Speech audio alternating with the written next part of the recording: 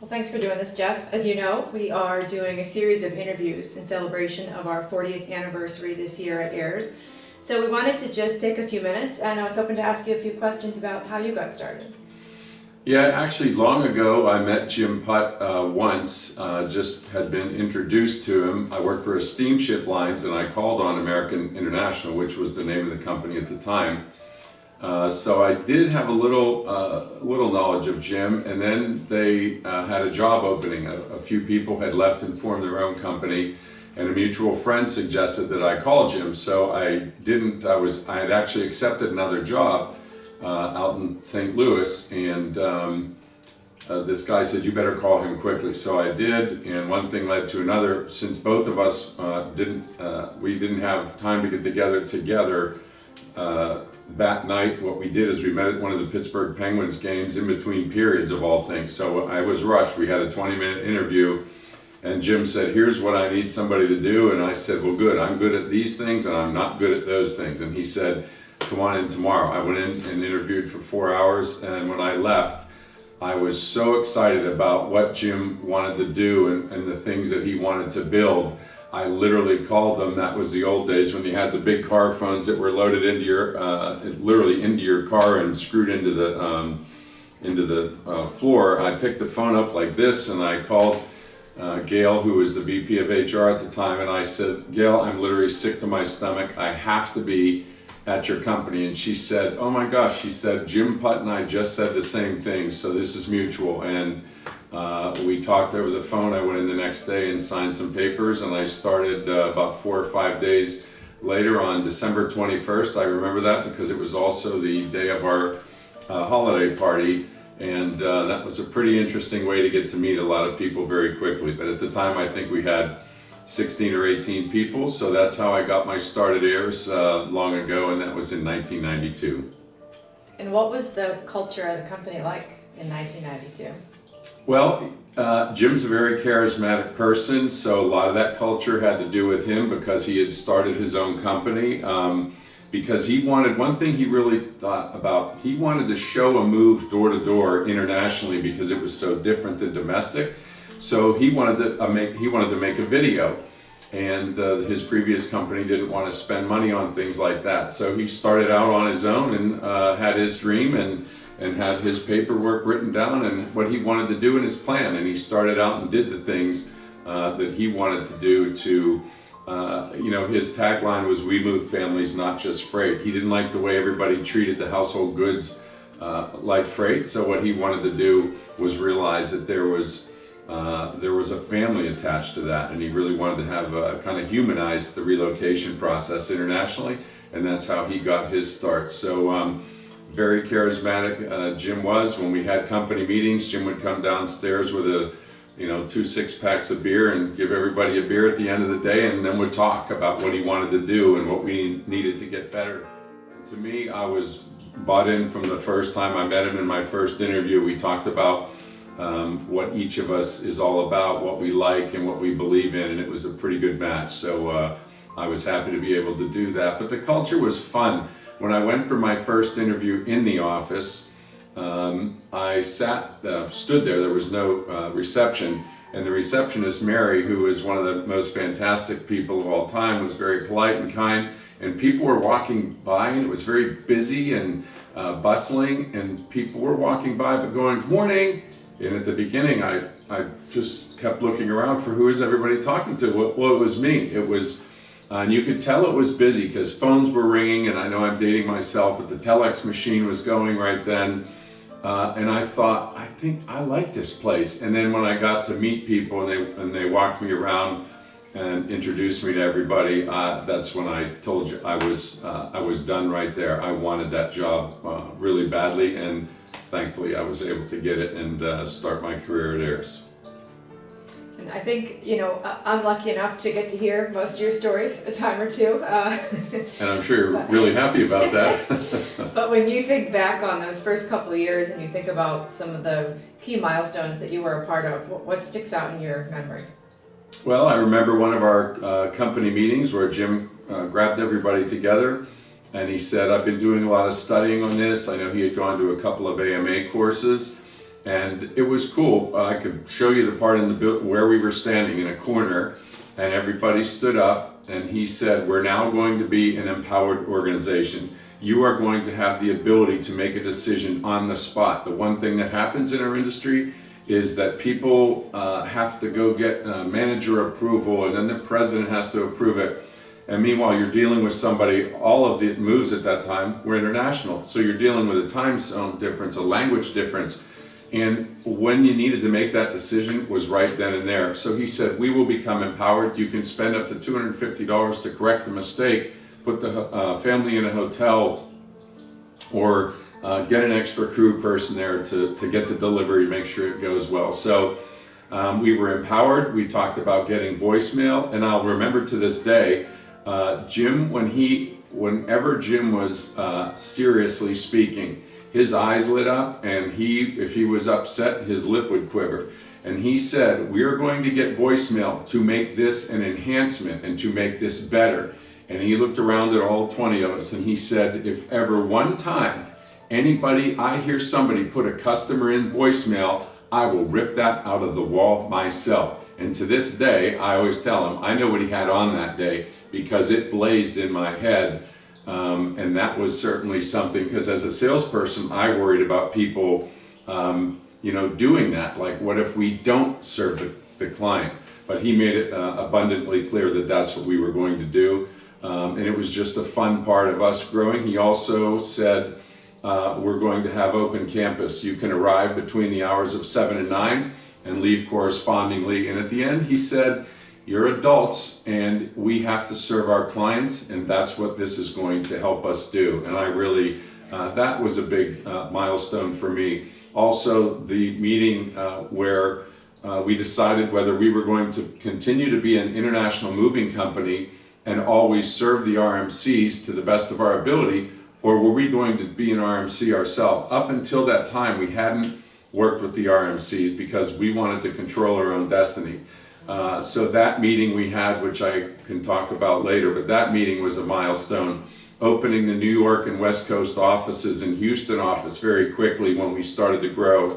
Those were big things. And then obviously expanding internationally, to me, were some of the greatest. Also, this will be almost, next year will be my 30th year. The fact that we're now seeing lots of people retire from Ayers is so mind-boggling, but so cool to be part of that when you've worked with people for all these years, and you're finally getting to see that they have the ability to go do what they want to do and be with their grandchildren and everything. So to me, that's a milestone because it shows our progress and it shows that we've changed for the better. And now that people have worked there for many years and they're able to retire, I'm really proud of that.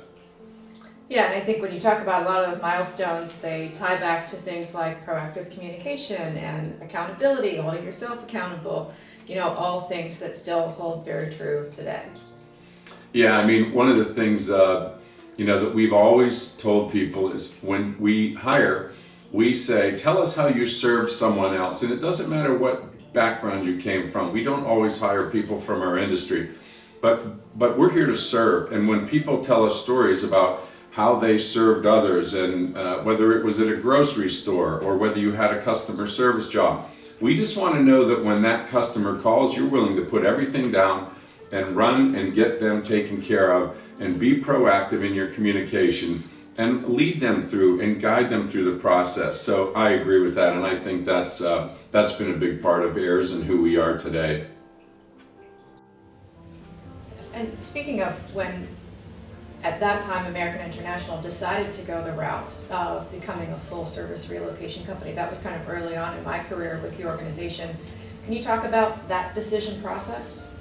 Yeah, to me, that was one of the most fun and energizing days of my business history, because at the time I was the general manager of our West Coast office. We had, I think, 12 of us in the room. We got a facilitator from an outside company because Jim knew this was going to be a big deal, whether we became a reload company or we stayed and served them by being an international moving company. So I had a nice advantage in that I had a 5-hour flight the night before. I had my notes in order. I believed 100% that we needed to become a reload company because as a couple of our clients told us, you guys are great at customer service, you have great technology, and you're great at managing processes and people. Why wouldn't you do this on your own? And so with that in mind, I believed 100% we should do that. Came to the meeting, I couldn't wait to get involved, and Jim Putt had told the facilitator, who did a great job, because again, with the 12 people, we were probably somewhere around 50-50. The people that were in our New York office, because there were RMCs up there, if we decided to become the best international moving company serving RMCs, those guys were going to immediately go down the street and call on the RMCs, and it would have been lucrative for them and for their offices. But we believed, and as I did, that we needed to expand and we needed to control our own destiny. One of the things that happened to a couple people that were moving companies at the time, where they didn't control their own destiny, and the RMC came in and said, "You're competing with us, we're cutting you out." So we just wanted to maintain what we had as international moving and go forward, so we did. But I got to go at the very end, and I tried a couple times to get in, and his name was Jim, and he looked at me and he said, "Not yet, Jeff." And Jim Putt had told him, keep Jeff Wangler quiet, but he'll have a lot to say at the end, which was actually better because I got to write some things as the crowd was swaying one way or the other. And at the end, I got up, and I remember my face was red. I was so wound up, and I had all these notes written down, and I was so energized by this. And I just talked about what our clients want and what we need to do for them, because they're the ones that will choose us if we solve their problems, if we give them solutions. So I got up, I did my spiel, I probably talked for 15 or 20 minutes. I sat down, and Jim kind of let it sink in, and it wasn't just me, I just happened to be the one that went last. And Jim said, "Well, I think I know what I'd like to do, and I'd like to know if anybody disagrees with us going forward as an RMC, because that's where we need to go." And we took a vote, and it was unanimous. So we did a good job of arriving there together, and was one of the best moves we've ever made, because we truly have controlled our own destiny since the day Jim opened the doors in 1981. And those of us that have been here for many years, as have you and many others, we have been able to always do things that served our clients and always do things that was good for heirs too. So to me, that was one of the best days of my business career, for sure. You mentioned earlier that you're coming up on 30 years with the company. So when you think back on what has changed over those 30 years, what sticks out in your mind? Well, that one, the meeting that we had to change from an international moving company to a reload company was a big one. And that was one that when we went to the next group of conventions, friends and confidants in the industry, when I told them what we were going to do, I think people were excited for us, but they also were a little worried, like, "You sure you should go down that path? I mean, you're going to take on these big behemoths with all kinds of money and backing and everything." And I said, I remember being a little shook up, like, "Well, why doesn't everybody believe that we're going to do this?" And the nice news is that somewhere down the road, many of these people came back and said, "Look what you guys have done." And that's a big change. I mean, it's hard to come back to after a meeting like that and realize we're going to keep the international moving company intact, but everything else has to be built, broken, and redone, or basically it was just a wave going forward. So, but it's what made it so much fun. We always were working on something new. And again, I'm going to come back to the client. What our job is and was at the time is to fix our clients' problems. So if they needed a better RMC that had more technology, we supplied that. Obviously, having Brian, who came from Oracle, helped quite a bit. But that was one of the big differentiators to me, is that we always serve the client. And to this day, when we're in meetings, those are the kind of things that we talk about. So just seeing so many people grow within the company. When I started out in the West Coast office, we had the ability to hire many people because we had a couple of anchor accounts right off the bat. And we have, a few of them still with us today, working from the West Coast office. I'm really proud of several people at the company that we hired all those years ago, to see them still be working here and flourishing. is just, I always get a smile when I go to the West Coast office, because I remember being out there and turning the key in the door, which Brian was out there with me. That was, for me, certainly a key milestone, because we were out there, turned the key to the door, and then walked into a fax machine, and it started to ring on the first day, and we got mostly congratulatory notes and things. But anyways, those are the things I remember very fondly. And I've always known you to be someone who has a big network of people and lots of folks who you bounce ideas off of and look up to. And so when you think back early on in your career in this industry, if you had to name one person who was kind of the first person to really inspire you or to really instill respect in you that you'll always carry with you, who would that be?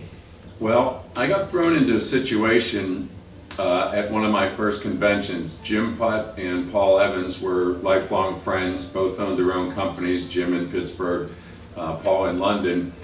And our companies had strayed a little bit because of some people that had left our company and formed their own company, and the same thing happened to Paul in London.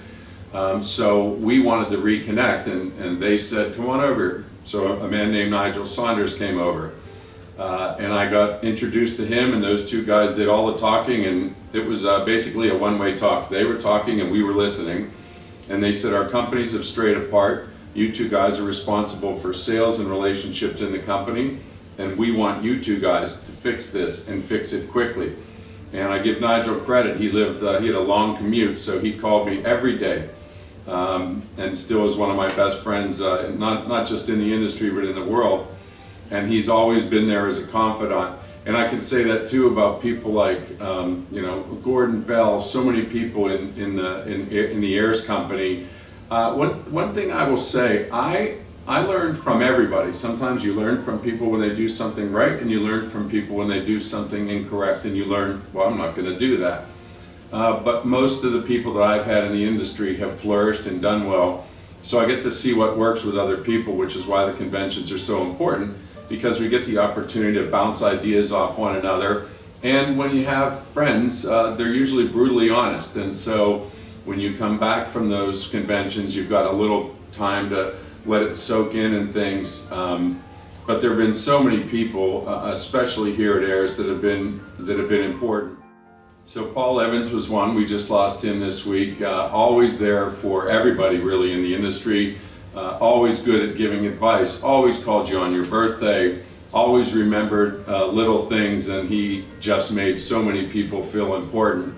But there just are so many people out there in this industry, and that includes clients. We've been so lucky to have some super clients over the years, and they're truly pulling for you to do new things and help you when we bring out new software. We'll have a team of our clients that volunteer to test it and make sure that it works, and then come back with ideas. So if it would do these three things, it would be better for me. Those are the kind of things, and that's why I really do think we have very great clients, but we also retain them for a long time because we solve their problems. We try to give them solutions that'll help make their job easier, and really we're both here to serve the family. So if we can make that family's life easier while they're going through this transition, and better, and that certainly reflects really well on the HR team. So they're bought into this too. They want us to succeed and those things. But the people that I mentioned, certainly Brian Putt, Jim Putt, my dad, just people that would give you real advice when you really needed it, instead of telling you you're doing everything great and being a big cheerleader. And that's part of it. But the ones I remember the most are when somebody pulled you aside and said, hey, you're just not doing things correctly. And I tell everybody, I've had some of the greatest bosses of all time because they were good to me and they were fair and they looked out for me and my career. The only but is they weren't afraid to pull me aside and go, come here a minute. This is why you shouldn't do that, or this is why that might not work out. Or better yet, can you see how the path you're going down may not be correct? And those people that make you think when you kind of know you're not doing something right, they make you think and look in the mirror. Those are the ones too that gave me the advice that I certainly remember till today. Yeah.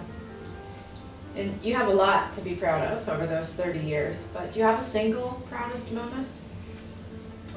You know what? I always look back at, opening the West Coast office and the day that we had that meeting in Pittsburgh to change our whole company.